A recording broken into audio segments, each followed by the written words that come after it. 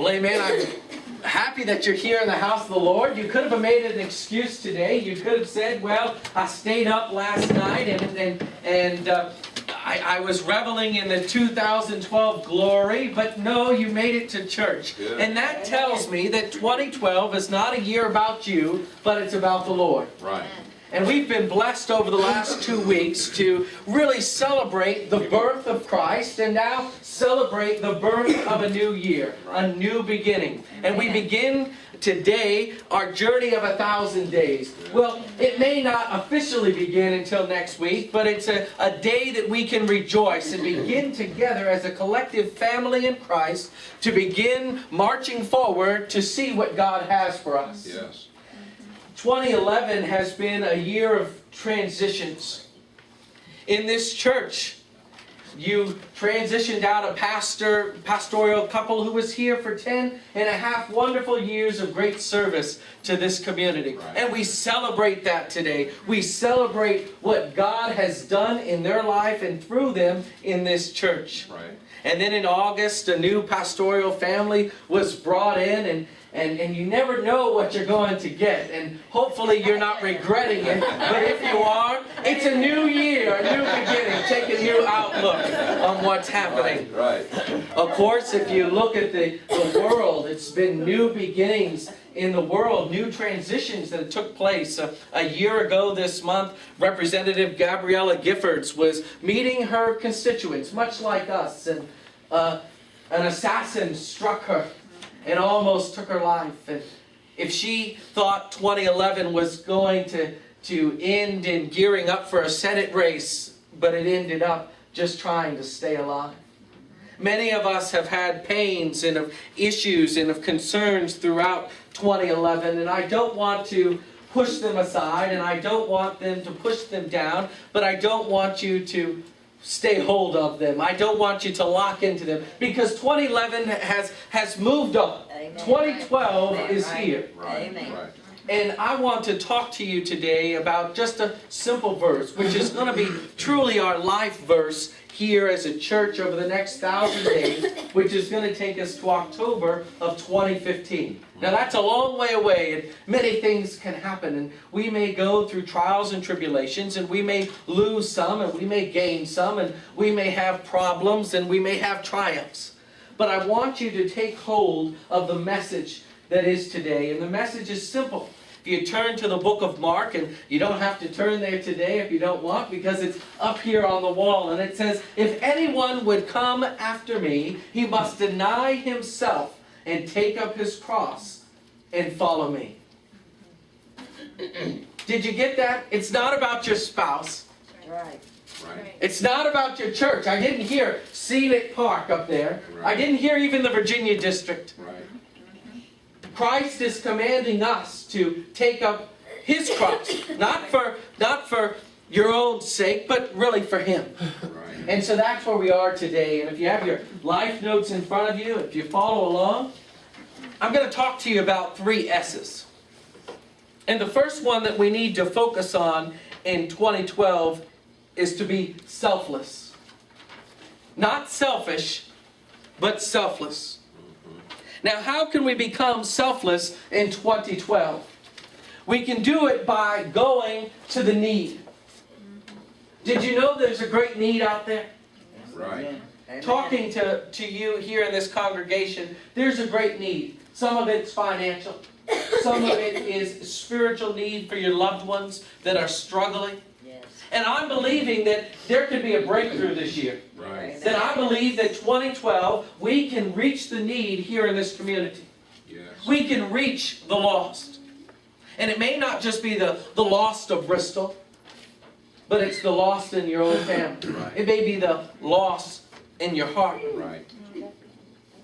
We can become selfless if we go to give. It's great to see the lost on the street. It's great to say, oh, I feel so sorry for them. I wish I could do something.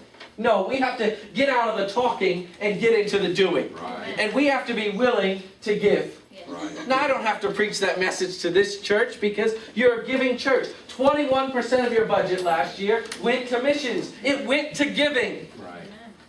But oh, that's not good enough. We have a goal out there, and you're going to see it. It's to get to 25%.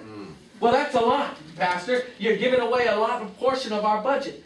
Well, yes. We can't hoard it. We can't keep it. Because I learned this year when my grandmother passed, she couldn't take anything with her. Right. Right, amen. But what she took was her salvation. Amen. She took her love of Jesus. Amen. And that's what took her on to heaven. Right. Yes. And so if we are going to reach the need in this community, we have to be willing to give. We have to be Right. willing to give sacrificially. Right. Right, amen. Now, it may not be money all the time because some of us don't have a lot of money. Right. But it could be that we need somebody to teach a Sunday school class. Would you be willing to step up today to teach that class? Sure. We may need somebody to bring in a breakfast for us so we all can have coffee and donuts or whatever it is, or sausage and biscuits with gravy. Oh, we love that here. Oh, now you're talking. And we have somebody who can bring that. Mary, amen? Amen. And whatever the need is, you have skill sets that we can use in 2012 to progress us forward. Right. Right, amen. That's right. But we also have to be willing to go for others. It can't be selfish. You know, if I think about it for a moment, Christ goes to the cross. And he could have said, you know what, I had a 3-year ministry. It's all over. I'm going to go to the cross and I'm going to heaven. But he didn't go to the cross just for him. Who did he go to the cross for? Us. For you. For each and every one of us. And forget about us right now. Think about it from your standpoint. He went to the cross for you. Amen. Amen. And if we are going to do anything this year, it can't be for Scenic Park. It can't be for district leaders. It can't be for trophies that you get at district convention. It has to be for Christ. Right. That's right. As you see, we have a new little logo for our church. It's of people, and they're not walking away from the cross. What are they doing? They're walking to the cross. Because 2012 is about denying ourselves and picking up the cross. Picking up the mantle of Jesus Christ. Good. That's good. Help. Now the second S that we need to focus on in 2012 is there may be suffering. Well, Pastor, I'm a Christian, and Christians are blessed. They're always successful. Everything is wonderful. No. If I said, let's testify today and share what happened to you in 2011, many of you can say how you had to suffer. But it's during those crisis moments, that suffering moments, that you can achieve victory. That's right. And so anguish in suffering can affect, or which affects, the mind, body, and soul may happen in 2012. Anguish may happen. And we need to live like followers, ready to go to our death for Christ. There may be this attack on us spiritually. Amen.